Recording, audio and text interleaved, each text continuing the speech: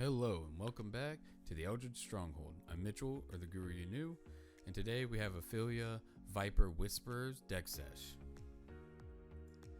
Now, Afelia is a new commander from the Foundation's Jumpstart set. She is a 2 mana, 1 colorless and 1 black Gorgon assassin, a 1/3 Deathtouch, and whenever Afelia attacks, you may pay 1 in a black or 1 in a green. If you do, create a 1/1 black snake creature token with Deathtouch. The bottom half of her is 4 colorless and 1 black, and until the end of the turn, whenever 1 or more Gorgons and or snakes you control deals combat damage to a player, that player loses half their life rounded up. That's a pretty gnarly effect. So this deck is pretty much going to be filled with Deathtouch, snakes, Gorgons, and don't forget that Nagas were also errated to be snakes not too long ago. So you can fill this deck with all your snake people. Snake people or Sneeple? So the very first category of cards we're going to talk about are snakes. So the first one is Shashiro the Anointed. 4 colorless, 2 green for a snake monk. It's a 3/4, and other snakes you control get +2/+2. And whenever a snake you control deals combat damage to a player, you may draw a card. Buffs all your snakes, and its card advantage. Pretty good card for the deck. Next card we're talking about is an oldie and a really cool one. I didn't even actually know this card existed, but Snake Basket. 4 colorless for an artifact. You have this on the battlefield for 4. Then later on, you pump 10 mana into this. You sacrifice it, and you put X/1/1 green Cobra creature tokens into play. But you can only activate it as a sorcery, so there's no like cool instant speed shenanigans or anything you do. But I mean, 10 mana for 10 snakes is pretty good in this deck, and if any one of them snakes hit your opponent, they're losing half their life. Third card we're talking about is Frika, God of Affliction. 1 colorless, a black and a green for a god, 5/5. It's indestructible, and as long as your devotion is to black and green is less than 7, Frika isn't a creature. And you may pay a green and a black to exile target creature card from a graveyard, and the owner of that card creates a 1/1 black and green snake enchantment creature token with Deathtouch on the battlefield. Deathtouch is going to be a pretty important part in this deck, also making a crap ton of snakes. The more snakes you have, the more likelihood that you will hit your opponent. Next one is Orin Frostfang. 3 colorless, 2 green for a 2/6 snake. Attacking creatures you control have Deathtouch. There's that Deathtouch again. And then whenever a creature you control deals combat damage to a player, you draw the card. This will stack with the Shashiro, and you're drawing a bunch of cards for your snakes hitting for damage. The last card we're talking about here is just a really cool snake that eventually grows into a fantastic snake, and that's Hex Drinker. 1 green, 2/1 with level up. When it's level 3 to 7, it's a 4/4 with protection from instants. And when it's a level 8+, it's protection from everything. So it's a mini Progenitus. But it's a 6/6, and if it deals combat damage, since it is pretty much unblockable, they will lose half their life. And that's pretty much it for snakes. Snake. I'm a snake. So the next cards we'll be talking about is Deathtouch. All these cards have to do something with Deathtouch, and we're making a lot of Deathtouch. So here's the first one, and that's Hooded Blightfang. This is probably the most important one. 2 colorless and a black for a 1/4 snake with Deathtouch, and whenever a creature you control with Deathtouch attacks, each opponent loses 1 life and you gain 1 life. All your creatures, just about all your creatures in here, are going to have Deathtouch or be able to be granted Deathtouch in some way. So this is going to trigger a lot. The bottom side is whenever a creature you control with Deathtouch deals combat damage to a planeswalker, you destroy that planeswalker. That will come up. I don't know how often, but it definitely will come up. Next card is Avalon.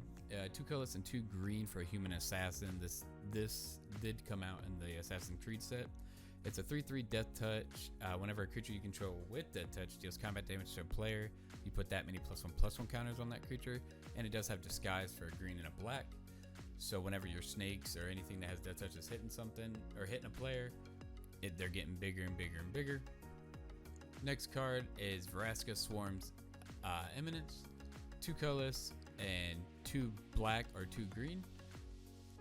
For a legendary planeswalker, 5 loyalty. Whenever a creature you control with Deathtouch deals damage to a player or planeswalker, you put a +1/+1 counter on that creature. Just like the last card, but you're double stacking on it. But this one has an ability where you -2 loyalty, so you can activate this twice on this without it dying. Well, actually, you can only activate it twice with it only having 5. But you create a 1/1 black assassin creature token with Deathtouch, and whenever this creature deals damage to a planeswalker, you destroy that planeswalker. The ability doesn't matter, and it being an assassin token kind of sucks, but having Deathtouch is pretty important, and it is another creature on the battlefield. The next card we'll be talking about is Finn the Fangbearer. 1 colorless and 1 green for a 1/3 human warrior. It has Deathtouch, and then whenever a creature you control with Deathtouch deals combat damage to a player, that player gets 2 poison counters. That's a pretty strong ability. If you're making a bunch of snakes and they hit, and they have Deathtouch, this could kill with just 5 creatures hitting. Last card is a pretty cool card to have with Deathtouch creatures. It's Viridian Longbow, 1 colorless for an equipment. Equipped a creature has tap this creature and deal 1 damage to any target, and equips for 3. It's a 3 mana equip cost, which is a little high, but it is a 1 mana cost, and this will definitely kill anything that doesn't have some sort of protection. And that will end things for the Deathtouch cards. Now we're going to talk about Gorgons. Now, Gorgons are not a normal tribe in Magic because they are a tribe, but they don't have a lot of lords in a way to where they give a lot of other Gorgons other abilities. But there are a couple sweet Gorgons that we definitely want to include in this deck, and we're going to talk about them. So the first one is Vraska the Silencer. 1 colorless, a black, and a green for a legendary creature, Gorgon Assassin. 3/3 Deathtouch. Whenever a non-token creature an opponent controls dies, you may pay 1. If you do, return that card to the battlefield tapped under your control. If it's a treasure token with tap to sacrifice this artifact, add 1 mana of any color, and it loses all other card types. This is a really cool Gorgon and a really cool commander on its own.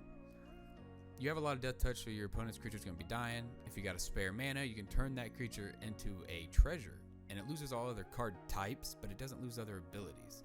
So if your opponent has a cool ability that you want, you can kill it and then pretty much steal it for just 1 mana, and then if they go to remove it, you can just sack it away for mana. The next card we'll talk about is Undercity Eliminator. 3 colorless and 2 black for a Gorgon Assassin. 3/3. Whenever Undercity Eliminator enters the battlefield, you may sacrifice an artifact or creature, and when you do, exile target creature an opponent controls. Just get rid of one of these snake tokens you're making. You'll have an abundance of them. Get rid of it, and you can exile any one of your opponent's creatures. Third card is Zatharid Gorgon. 5 colorless and a black for a 3/6 Deathtoucher. 2 colorless and a black. You can tap her and put a petrification counter on target creature. It gains defender and it becomes a colorless artifact in addition to its other types. Its activated abilities cannot be activated. If your opponent has something annoying going on, for 3 mana, you can use this to pretty much shut that off. 6 mana is a steep cost but it is a 3/6 Deathtoucher. It's a beefy body, and you have green in this deck, so reaching 6 mana is not the hardest thing. Next card is Persuasive Interrogators. 4 colorless and 2 black for a Gorgon Detective. It's 5/6. When into the battlefield, you investigate. Whenever you sacrifice a clue, target opponent gets 2 poison counters. This goes really good with Finn. You only get 1 clue from this, so there are going to be other cards you're going to need to make more clues if you really want to make this consistent. But just giving it 2 poison counters and then finish it off with like Finn's ability, it would get nasty either way. Last card we'll be talking about actually does give other creatures an ability, and that is Archetype of Finality. 4 colorless and 2 black for a 2/3. Gorgon, and creatures you control have Deathtouch, and creatures your opponent controls lose Deathtouch and cannot have or gain Deathtouch. So it keeps them off Deathtouch, keeps all your creatures on Deathtouch, and lets all your Deathtouch stuff trigger away. And that will wrap it up for the Gorgons. Next, we'll talk about Half-Life. And no, I'm not talking about Half-Life 3. I know, please don't hurt me though. But actually this category is about other effects that half your opponent's life or just straight up make them lose the game. So the first card we'll be talking about is Quintinius Spike. 3 colors for an equipment. Equipped creature has Deathtouch, which that's a plus, and whenever equipped creature deals combat damage to a player, that player loses half their life rounded up, and he equips for 3. If your commander's not out there, this is another way to grant that. And yeah, that's pretty much it for that card. Pretty simple. The next card is Vorpal Sword. One black for an equipment. Equipped a creature gets +2/+0 and has Deathtouch. There's the Deathtouch we need. And then for 5 colorless and 3 black until the end of the turn, Vorpal Sword gains. Whenever a creature deals combat damage to a player, that player loses the game and equips for 2 black. This is just nasty. I mean, it is pretty expensive for 8 mana. But if it's the last player of the game or the most annoying player or the hardest player to deal with, this is a quick way to deal with them. The next card we'll talk about is Vraska the Unseen. It's a planeswalker for 3 colorless, a green and a black. Comes out for 5 loyalty. The +1 is until the end of the turn until your next turn whenever a creature deals combat damage to this planeswalker, you destroy that creature. The -3 is destroy any non-land permanent, which is pretty good. And then her -7, you create 3 1/1 black assassin creature tokens with whenever this creature deals combat damage to a player, that player loses the game. In a commander game, you have 3 opponents, you get 3 assassin tokens. Looks like a fair trade. The next card is another Vraska planeswalker, Vraska Golgari Queen. 2 colorless, a black and a green.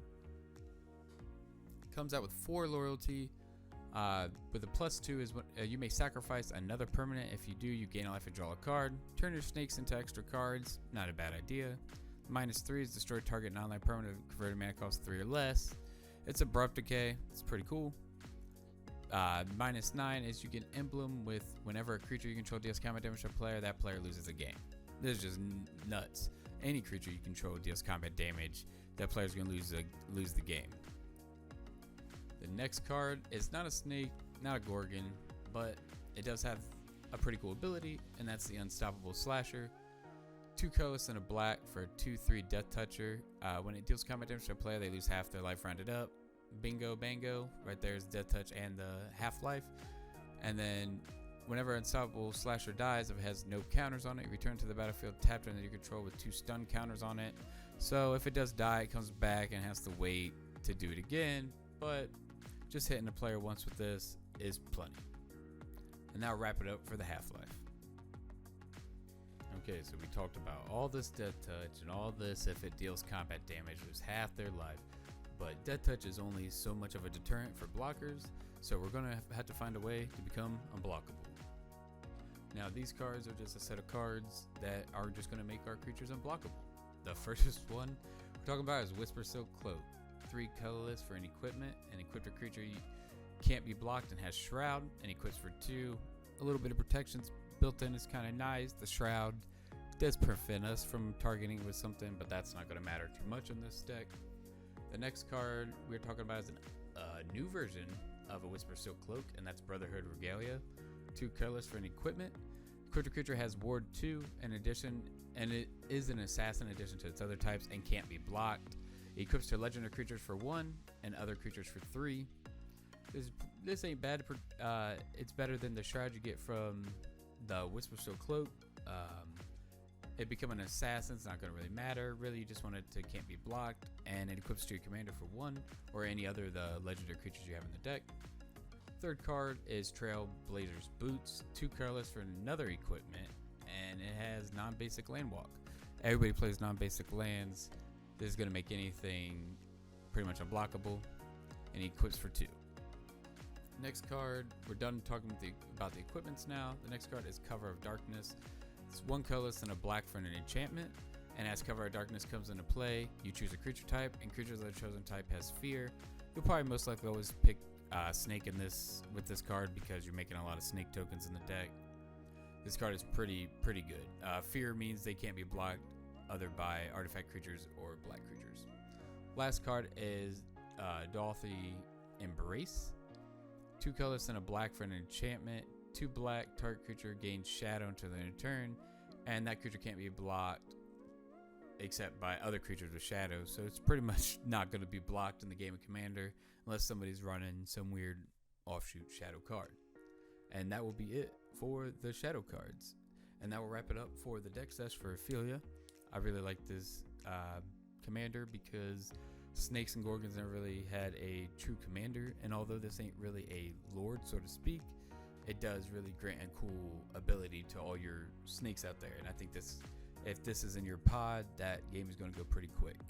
So let me know down below if you like this deck, if I gave you any cool ideas, or if you got any ideas that I didn't mention in the deck.